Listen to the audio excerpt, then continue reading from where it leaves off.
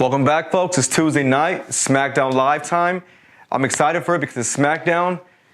Unfortunately, we had a flight delay for Raw, so Raw couldn't get done. We were stuck for All In. It was bad weather, so we apologize. But Raw, you sucked. You get a D. I'm not even going over the recap. It was a horrible show. But this is Tuesday night. I'm excited for it. I'm Mike Hiru, like I said. Back to school. Great grades, great matches, A's and B's. Decent matches, C's, and the horrible matches like I just did for Raw, D's and F's. Like I said, this is Beyond the Shoot. Welcome back.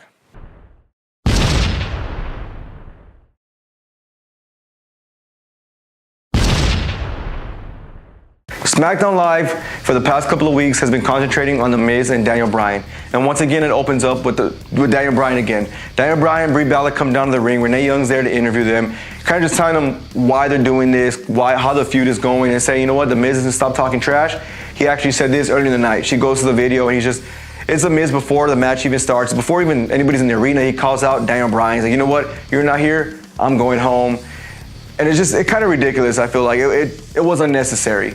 You know, I didn't like that part, but Daniel Bryan calls out The Miz. Instead of The Miz coming out, it's SAnitY once again. That got me excited because the match they put on last week, phenomenal. SAnitY on the mic, he needs some work, so Zelina Vega kind of needs to take over some more. But she does say, you know what, we beat you guys last week, we'll do it again right now. They rush the ring, they start going at it. And the match starts right there. It's Daniel Bryan versus SAnitY. The opening segment of SmackDown, I'm gonna give a C+. Like I said, I didn't like the way it was done, and I just feel like it's kind of getting weird and over the top of, oh, I'm gonna interfere and we're gonna set up a match. It's getting old. It needs to change it up a little bit. Yes, it's SmackDown, but it is getting old. So on to the match, it's SAnitY versus Daniel Bryan. Last week, phenomenal. This week was decent. I'm gonna start off by giving it a B-. It wasn't a great match. It felt rushed to me.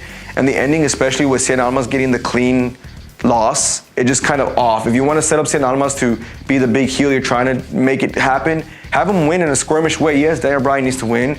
Daniel Bryan needs to come up on top. But have SAnitY either like attack him afterwards or something like that happens. And nothing like that happened this time. I just felt like it was kind of ridiculous at this point. After the match, The Miz did come on the screen and mocking Brie Bella and Daniel Bryan, and it just ends that way. Overall, like I said, I'm gonna give it a B-. Nothing phenomenal happened here. So let's move on.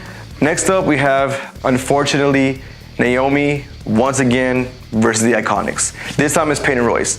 Honestly, the match was quick. The match was maybe 30 seconds long. Peyton Royce and Billie Kay did kind of, I guess, squash Naomi in a weird way. They just started attacking her and they did get the victory. I'm gonna give it a C-. Another filler match, just horrible. Let's move on. Let's move on to the next one because the next part was probably the best part of SmackDown overall. It was AJ Styles and Samoa Joe's promo. Samoa Joe comes out, he has this weird gash and stitches. I don't know if he got it in the house show, but it makes him look vicious and meaner.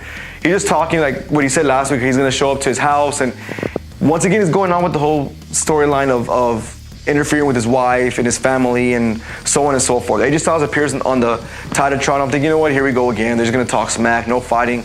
Nope, AJ Styles like, you know what, I'm going down to the ring. Rush to the ring, and they just go at it. It goes at it into like a street fight. I'm not sure if they're fighting in Hell in a Cell or in a street fight, but something like that needs to happen. I'm gonna give this an A- because once again, they just keep setting the bar for themselves, and it just shows this feud is phenomenal feud. Next up, we have the triple threat tag team match that was announced last week. It's SAnitY, Rusev Day, and the Usos. I was excited to see this. Great tag teams, great wrestlers, so I was excited. The match was decent, the match was good. I just feel like SAnitY is out of character. They don't have nowhere to go, and they proved it with this match. They got the pin from Rusev.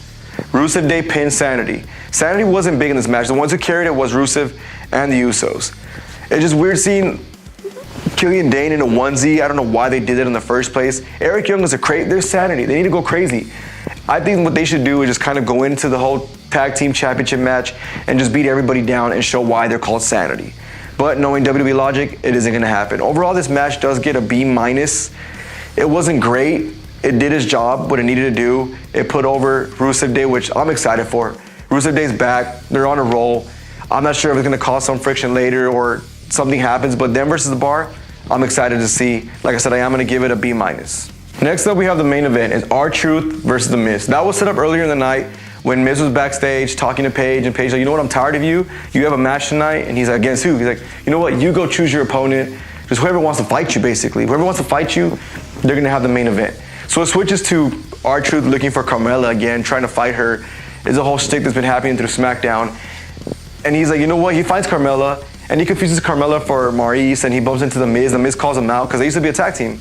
They were called The Truth is Awesome. That's what they were called 7 years ago. Miz tells him, you know what? You haven't been relevant since me. I'm going to face you tonight. Truth's like, cool. I got the main event of SmackDown. That's how it's done. He gets Carmella to be by his side. I'm not sure that was like a face turn for Carmella, but she did come out rapping with him and chanting with him, so it was kind of awkward because Carmella's a face, never clicked, and I don't think it will click. The match overall was decent. It was decent enough to get a C+. And I say that because it's R-Truth. What match is R-Truth in that gets even above a C? But this match was a C+. R-Truth got the victory in a weird way, so I'm not sure what is going to happen with R-Truth and Carmella point of view, but it does show that The Miz can take a loss and still be over.